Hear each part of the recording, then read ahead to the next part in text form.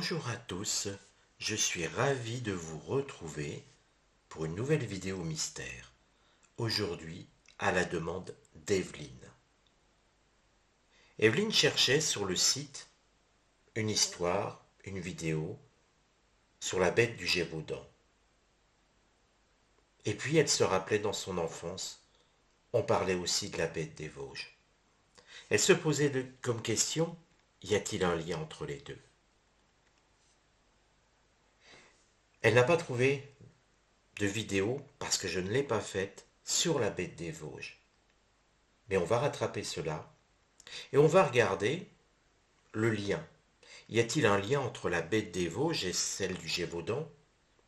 Ce n'était pas la même époque, mais est-ce la même chose? Pour ceux qui ne l'ont pas vu, je vous invite à regarder la vidéo que j'avais faite dans la catégorie mystère sur la bête du Gévaudan. Mais revenons, printemps 2021. Je vais vous livrer le récit d'une personne, quelque part, qui a vécu par intermédiaire la période trouble de 1977. Tout commence au printemps 2021. Un nouveau confinement met Strasbourg sous cloche. L'auteur décide de mettre à profit ce contexte particulier pour passer quelques jours dans une cabane dans les Vosges. Perché à presque 1000 mètres d'altitude, nous allons parler donc maintenant à la première personne puisque je vais citer l'auteur. Il dit ceci: je peux admirer à loisir la vallée de la Moselotte, qui serpente, docile, entre les montagnes, les forêts de sapins et les chaumes encore légèrement parés de blanc. La nuit venue, le noir est dense et profond, comme il sait l'être loin des villes. Bercé par la douce chaleur du poêle, je tombe tout doucement dans le sommeil, lorsque soudain des cris de bêtes me tirent de ma torpeur. Je passe ma tête par la fenêtre et observe la masse sombre des sapins qui se découpent sur le ciel dégagé. Bien sûr, je ne vois rien, ce qui n'empêche pas mon cœur de battre et mon cerveau de spéculer. La partie rationnelle me dit que ça doit être le simple cri d'un renard, mais la partie enfuie des peurs ancestrales me susurre que ça pourrait être tout autre chose, peut-être la bête des Vosges. Il faut dire que quelques jours auparavant, mon grand-père, à qui je rendais visite à la maison de retraite du village, m'avait raconté les battues qu'il avait fait à l'époque en tant que sapeur-pompier pour traquer la bête qui terrorisait la région. Une des battues s'était justement déroulée dans le secteur de la cabane car des moutons avaient été massacrés à quelques centaines de mètres de là, dans un parc avoisinant. L'imagination galopante faisant le reste, j'ai eu un peu de mal à me rendormir ce soir-là. De retour sur Strasbourg, j'ai eu envie de me pencher de plus en plus sur cette histoire quasi légendaire, au point qu'on oublie parfois qu'elle a bel et bien existé, et que ce n'était pas il y a si longtemps.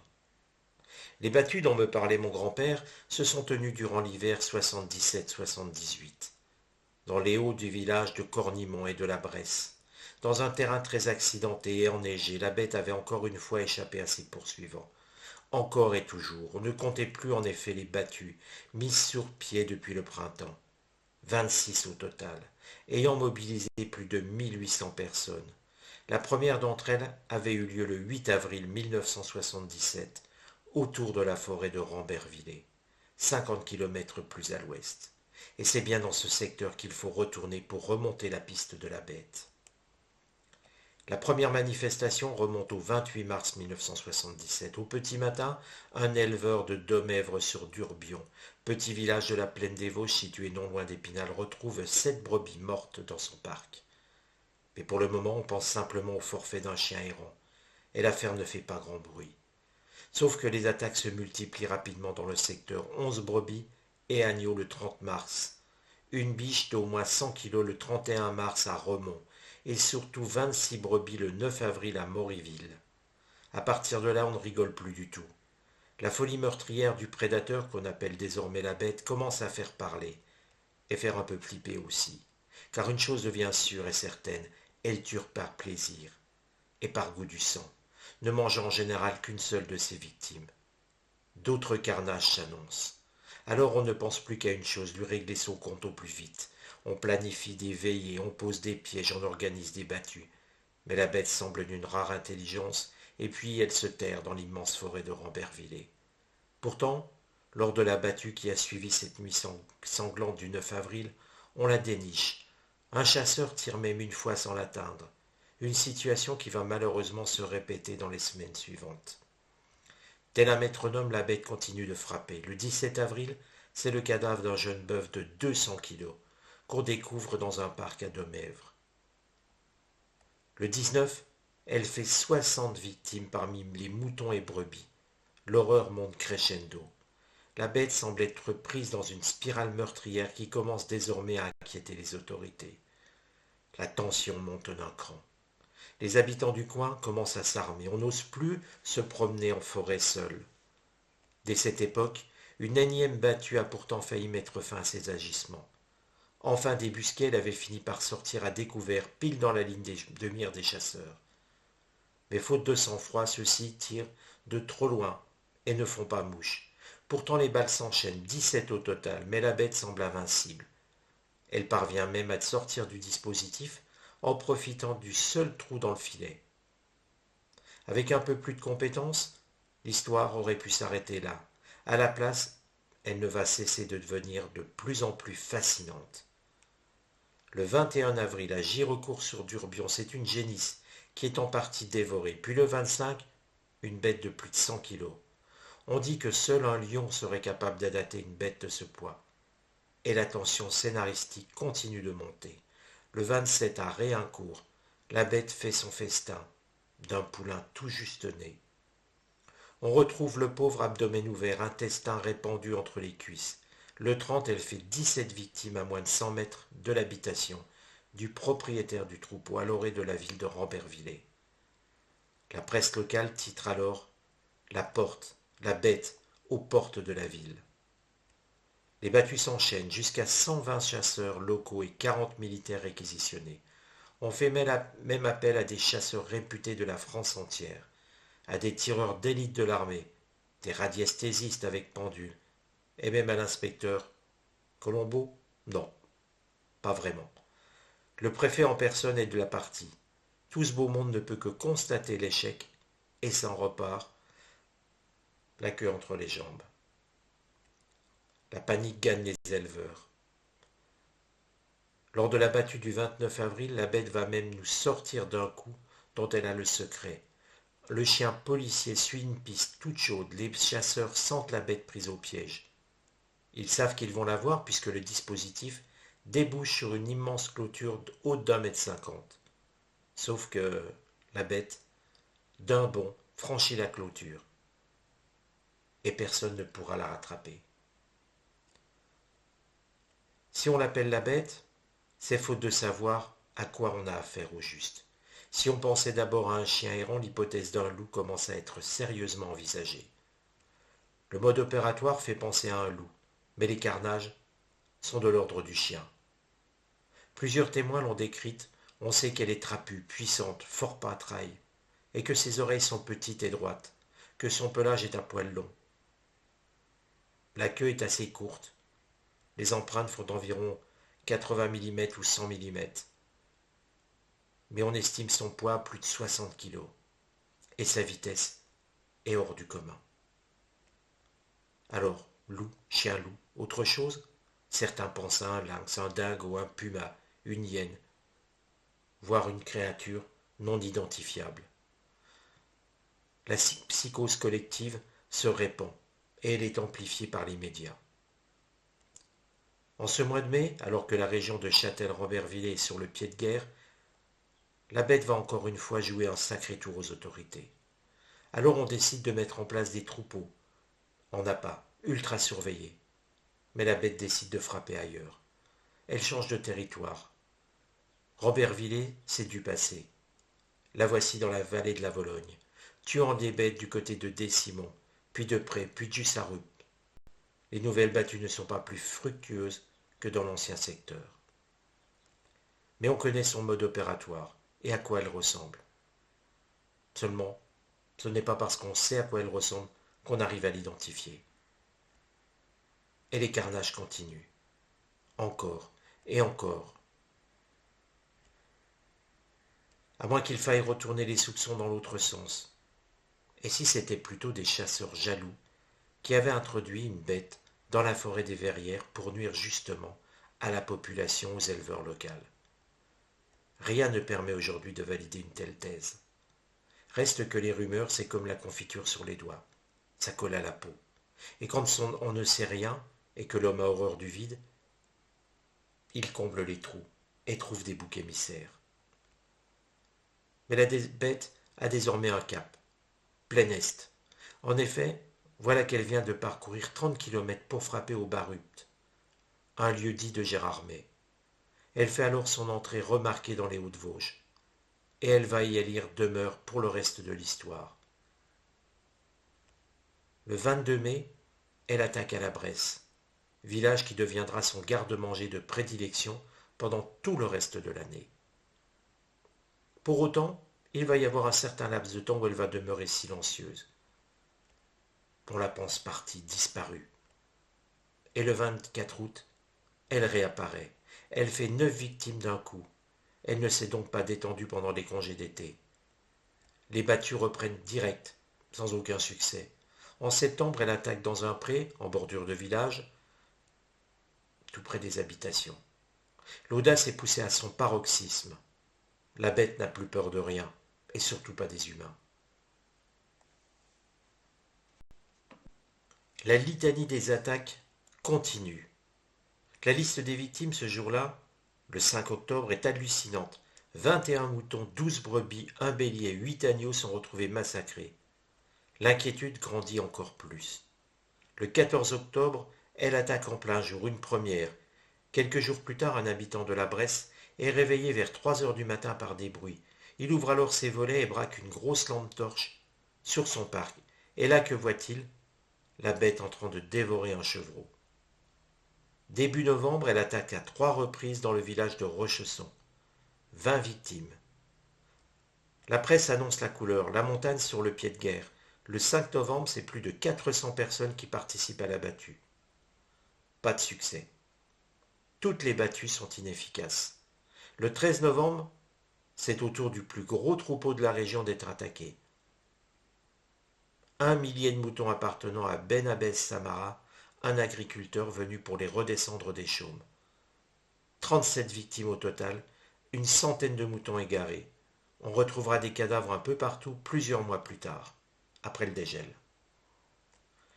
Le 15 novembre, chose étonnante, une autre supposition. La bête ne serait-elle pas en couple? Car il y a en effet 2 attaques quasi simultanées à 2 endroits différents, séparés d'une dizaine de kilomètres. 3 battues suivront, mais toujours rien.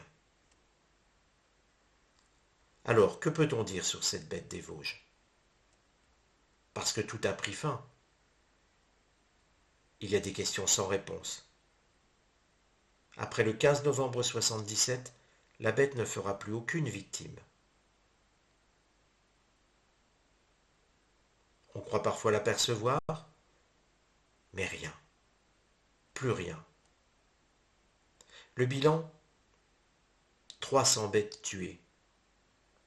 Et la bête a disparu comme elle était arrivée. Ce que je vous propose, avec un tirage, eh bien, c'est de voir le lien avec la bête du Gévaudan. Et rappelez-vous, quand j'avais fait le tirage de la bête du Gévaudan, je vous invite vraiment à aller le regarder.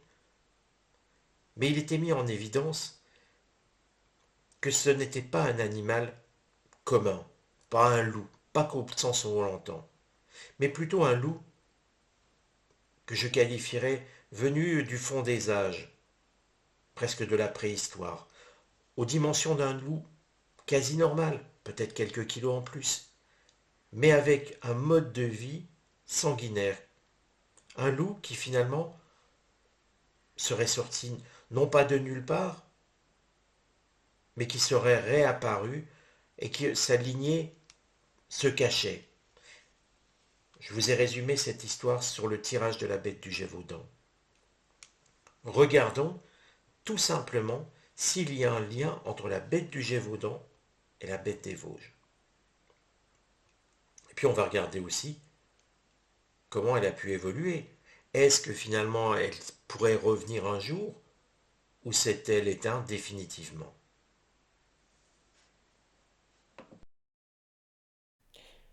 Il va être intéressant finalement de poser une question très directe.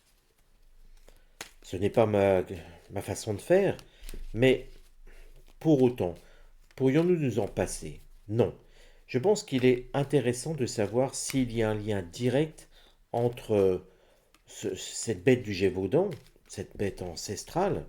Je vous rappelle que c'était sous Louis XV, si je ne dis pas d'ânerie. Donc, vous imaginez bien que ça ne date pas d'hier. Et cette bête des Vosges, comment est-elle apparue? Pourquoi est-elle apparue? Qu'est-elle devenue?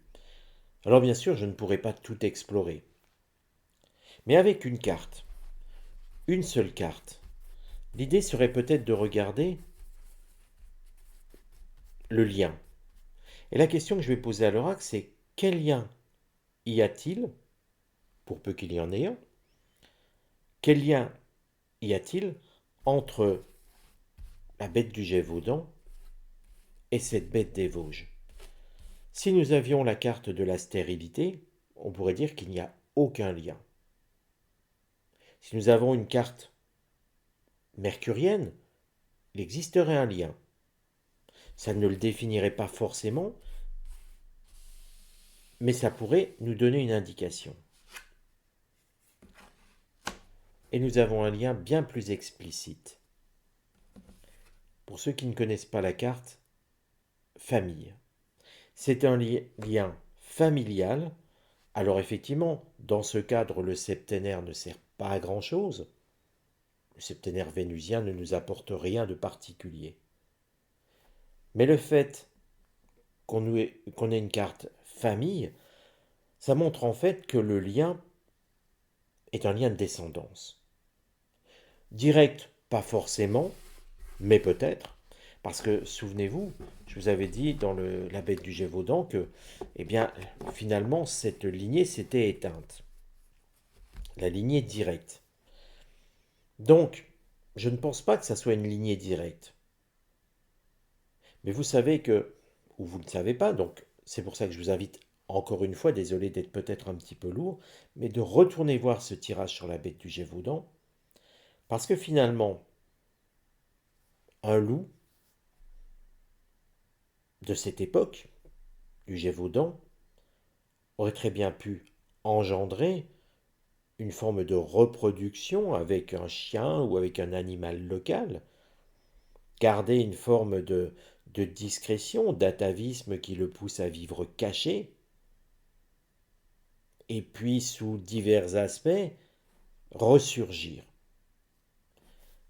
C'est en tout cas ce qu'on voit ici.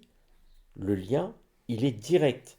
Et donc ce qui concernait la bête du Gévaudan s'applique à la bête des Vosges, ce qui explique le côté sanguinaire, le côté insaisissable, le côté prouesse physique. En effet, la bête du Gévaudan, c'était plutôt un loup orienté, comme je vous l'ai dit, venant du fond des âges, donc un loup, on va pas dire préhistorique, parce que les tailles ne sont peut-être pas les bonnes. Je ne suis pas un spécialiste de la préhistoire, loin s'en faut. Mais en tout cas, avec des agissements et peut-être une soif démesurée de faire couler le sang. Ce qui est intéressant aussi, c'est de savoir, et si un jour elle revenait?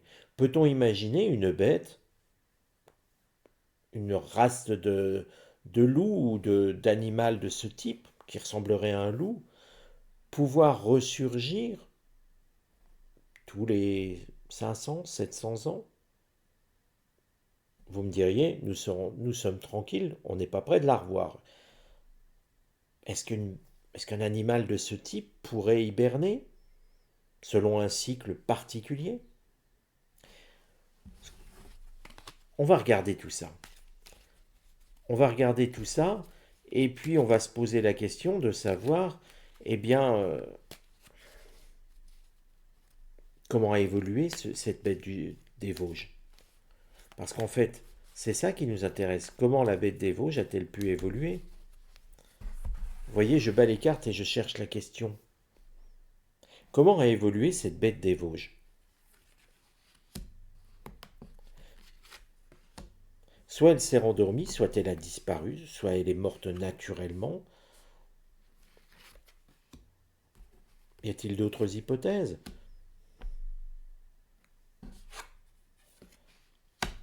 En tout cas, ceux qui ont émis l'idée d'une bête des Vosges, comme je le dis dans le récit qui a été raconté, où il y avait deux attaques à 10 km de distance, presque simultanées. La première carte montre que cette bête des Vosges, en fait, il y en avait deux. Donc, un couple, je vais l'appeler loup, même si c'est peut-être pas la bonne dénomination de loup sauvage. Ils étaient deux. En tout cas, ils se sont accouplés. Et là, tout le danger est là. S'ils se sont accouplés, que sont-ils devenus? Est-ce qu'ils ont eu une descendance à nouveau qu'on verra ressurgir dans quelques années? Ce qui a été contre leur évolution. Ici, nous voyons campagne santé, ce qui montre quand même que les battus les ont quand même gênés. Alors bien sûr, les massifs des Hauts-de-Vosges, c'est grand. Ils peuvent même peut-être aller jusqu'en Alsace, voire ailleurs. Un animal comme ça peut bouger. Mais vous voyez que, quelque part, la proximité des habitations ne convient pas à ce loup. On l'a vu se rapprocher, mais pour attaquer du gibier. On ne l'a pas vu rentrer dans une ville pour attaquer les habitants, ni dans un village d'ailleurs. Vous noterez quand même la différence. Donc ce qui montre que quelque part, tout ce qui est urbain ne lui plaît pas, ne lui convient pas. Peut-être le bruit des voitures, peut-être le bruit ambiant, peut-être plein de choses sont possibles. On ne va pas s'attaquer à tout décortiquer. Mais là, on voit que la proximité d'habitation, c'est pas quelque chose qu'il recherche, bien au contraire. Donc, l'humain ne lui convient pas. Le conseil à ce loup, quelque part, c'est de s'attaquer à d'autres animaux plus petits. Donc, plus de discrétion. Effectivement, s'il s'attaque à des lézards, des batraciens, des animaux plus petits, voire des renards, voire des lièvres, personne ne va remarquer ceci. En fait, tout le monde a parlé de, ce loup, de cette bête des Vosges parce que c'était les troupeaux qui étaient attaqués. Ce qu'il est devenu.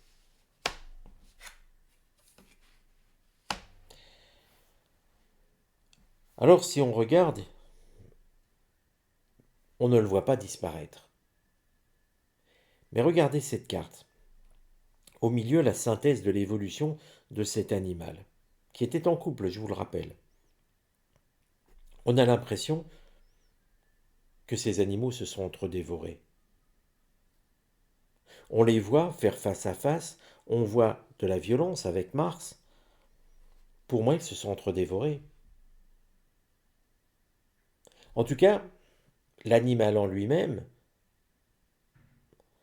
on voit plutôt quelque chose, on a l'impression que l'animal a été blessé, gravement diminué.